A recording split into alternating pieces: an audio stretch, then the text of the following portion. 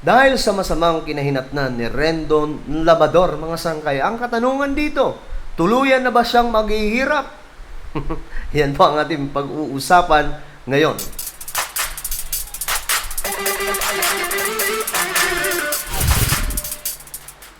So, magandang oras po sa lahat ng ating mga kababayan mula sa Luzon, Visayas, Mindanao, Sabah, at maging sa ating mga kababayan na nasa iba't ibang bansa. Shoutout din po sa lahat ng mga solid sangkay na lagi pong nag-antabay at sumusuporta. Maraming salamat po sa inyong lahat. So, ito pag-usapan po natin itong patungkol po sa sikat na tao na parang, dapat dito? Isa sa mga kinakainisan ng ating bansa na si Rendon, na claiming sa kanyang sarili, mga sangkay, na siya po ay motivational speaker. At isa nga po, mga sangkay, sa kanyang nabanggit, mga nakaraan, paano na lamang daw po, parang gano'n ang linya na yun, mga sangkay, paano na lamang daw po ang Pilipinas kung wala daw po siya? Ganun po kaangas itong si Rendon Labador, no? But anyway, before we start, guys, paki-check po muna kung kayo po ay nakapag-subscribe dito sa ating channel. Sa baba po ng video na to, may makikita kayong subscribe button. Pindutin nyo lamang po yan, tapos i-click nyo yung bell, at i-click nyo po yung all. Ulitin ko, click the subscribe down below, click the bell, and click all. Napakadali lamang po niyan, mga sangkay. At kung kayo ay nanonood sa Facebook, huwag kalilimutan na i-follow ang ating Facebook page. So ito na nga, guys, pag-usapan po natin ito. Nako, ano to yung ngayon, mga sangkay? Viral na viral itong si Rendon, no? Ito, mga sangkay, Rendon, nawala na rin ang Google account. Pati email, binan na rin daw po siya. Tapos sabi po niya dito, hindi na reasonable ang mga pagre-report nyo. Alam nyo, mga sangkay, sa nirereklamo niya na to, lalo lamang po niyang, kumbaga, pinapatunayan, no, na, ano siya, ngayon, wala pong, parang naghihikaos. Parang ganun po yung dating, eh. Kasi panay po siya nga. Ang problema kay Rendon, mga sangkay, hindi po niya mapigilan yung kanyang sarili. Ultimo, kung ano-ano lang na bagay, kailangan niyang banggitin sa social media. No? At ngayon, mga sangkay, marami po ang nag-report sa kanya. At hindi niya napapansin na ang, halimbawa, nire-report siya ng mga to, ang pinakamainam na paraan para pumapatigil itong mga kumakalaban sa kanya, manahimik lamang po siya. Para hindi po makita ng tao kung siya ay umiiyak na, kung masaya nga ba, yung tipong wala ka lang sasabihin kahit na-take down ng Facebook mo. Ako, mga sangkay, yan po ang natutunan ko sa mundo ng social media. Every time na parang dehado ka, huwag ka na magsalita, huwag mo nang sakyan ang issue, nang sa ganun hindi yung tipong maging hype. Mga sangkay, wala. Ito yung kahinaan ni Rendon. Kaya nga ang tanong ko dito, ngayong wala na rin daw po yung kanyang Google account, kamusta kaya yung kanyang YouTube channel? Andyan pa kaya? So, malaking kawalan yung Facebook pa lang, mga sangkay. Malaking kawalan po yun. Dahil isa sa may malaking kita sa social media ay sa Facebook. At iba pa niyang mga social media na I'm sure pinagkakakitaan niya rin po yan. Isa sa mga source of income. But I know naman, mga sangkay, meron po siyang mga business. Kagaya po yung restaurant ba yun? Na mayroon po doon motivational rice. Wow! Napakaangas po doon, mga sangkay. So, ngayon, tingnan po natin itong article. Wala pang isang araw mula nang mawala ang Facebook account ng social media influencer na si Rendon Labador ay na-disabled na rin ang kanyang Google account. So, ang tanong dito, anong klaseng Google account to? Kasama ba yung YouTube dito? Pag nawala yung YouTube, well, ang YouTube niya, mga sangkay, hindi rin niya gaanong ginagamit. Pero, sa itong Google account, mahalaga po yan. Tingnan po natin yung kanyang YouTube account. Check po natin, ha. Kung andito pa rin. Type po natin Rendon Labador. Ayan yan. Tingnan natin kung andito pa rin. Oy, andito pa rin yung kanyang YouTube channel. Pero ang nawala sa kanya, YouTube account. Google account. Mahalaga po yan, mga sangkay. May mga, ay, parang ano yan ata, yung mga email. Tama ba? Google. So, sa kanyang mga video dito, ito, halatang hindi niya ito yung pinagkakakitaan itong kanyang YouTube channel. Kasi bukod sa matatagal po siya mag-upload dito, kaunti lang yung viewers niya dito at meron lamang po siyang 200,000 subscribers. No? Alam naman po natin ngayon, mga sangkay, na si YouTube ay mahina po talaga na ngayon.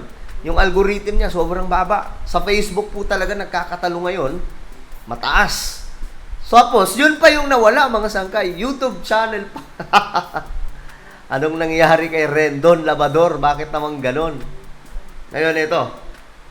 Facebook pa. Yung Facebook account pa yung nawala, mga sangkay. Pambihira. Ito ang ibinalita mismo ng self-proclaimed. Self-proclaimed. Sinabi talaga dito sa article na to, no?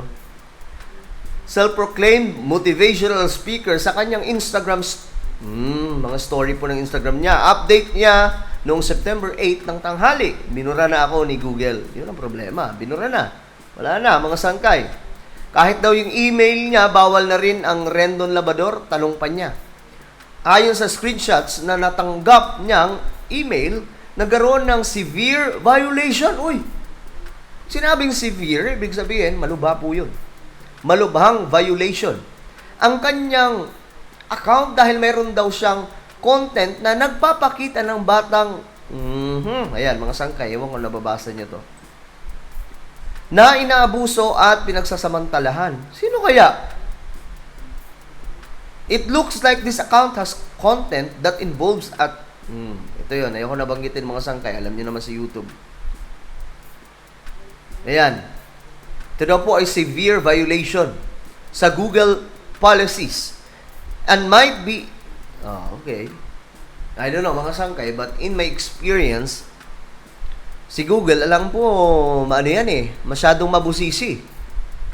Pero sa YouTube talaga, mahirap po, kahit ilang tao pa kayong mag-report mga sangkay, as long as hindi totoo. Yung inyong mga inire-report, wala pa rin mangyayari. Kasi ako, mga sangkay, nabash po ako before. Yung political vlogger pa po ako. No? Halos isang buwan po yun nare-report. Mass report po talaga. Ewan ko ilang libo na po yung nag-report sa kanila sa YouTube channel ko. Pero, thank God, wala namang nangyari. Doon ko napatunayan na ang YouTube, kahit pa paano maganda po yung kanyang policy at system. Hindi po sila basta-basta nagdideklara ng isang hatol kung ang inire-report ay hindi naman talaga totoo. Kaya nga lang, sa Facebook kasi, kung sino ang kapag halimbawa, maraming nag-report sa'yo, wala, laglag ka niya kahit hindi naman talaga totoo. Mariin naman niyang itinanggi ni Rendon at sinabi sa caption, saan kaya ito? Hindi nga ako nag-upload sa YouTube ng video. Matagal ng panahon or kung saang Google man yan. May nag-complain pa rin? Baka nagkakamali kayo ng report. Wala. Ito mga sangkay, pinapatulan niya Pero hindi pa. Andito yung YouTube channel niya Ayan O, diba? Hindi ko alam kung ano to. Ayan Pero mayroon dito, if you think your account was disabled by mistake, submit an appeal as soon as possible. Yun naman ang kinagandaan ni Google, mga sangkay. Kahit email, bawal na rin, binura. Ang tanong dito kasi, mga sangkay, paano yung kita ni Rendon? Ngayong marami po siyang mga social media na pinagkakakitaan, ang nawala na. Pero may mga business naman tong si Rendon. Sa tanong na maghihirap na ba si Rendon dahil sa nangyari sa kanya, siguro hindi naman, no? Hindi naman kasi may mga negosyo naman siya.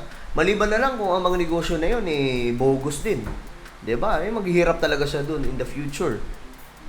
Pero mga sangkay, ganun pa man, ang malinaw po dito, marami po talagang bad trip kay Rendon Labador. No, maraming naiinis sa kanya kasi kung sino-sino na lang kasing buhay ang pinapakialaman niya, kung sino-sinong tao ang pinapakialaman ni Rendon. Kung nananahimik na lang siya, 'di ba? 'Di ba? Mag-post siya ng banat sa ganito, tapos tahimik siya. Hindi safe pa sana yung Facebook niya. Kaya nga yung Facebook ko, wala na. Since wala na ako sa politics, Ginagamit ko na siya. Pero noon, mga sangkay, nung nasa politika pa ako, di ko talaga ginagamit si Facebook. Kasi alam ko kung gaano kahina si Facebook pagdating po sa system at saka yung mga policy niya. Kaya hindi ko ginagamit. Konting report lang yun, pambihira. I-report lang ako, imamas report lang ako sa Facebook. Pambihirang ano yan. Wala na. Hindi nagagana. So, ano po ang inyong opinion mga sangkay? Tingin nyo ba si Rendon Labrador ay maghihirap na dahil sa pangyayaring ito? I-comment nyo po sa ibaba. Alright guys, and now I invite you guys to please subscribe my YouTube channel, Sangkay Revelation. Hanapin nyo po ito sa YouTube. At kapag nakita nyo ng mga sangkay, may makikita po kayong subscribe button. Pindutin nyo lamang po yan. I-click ang bell at i-click nyo po yung also. Kung ano pa yung magpapaalam hanggang sa muli. This is me, Sangkay Janjan. Palagi nyo pong tatandaan that Jesus loves you. God bless everyone.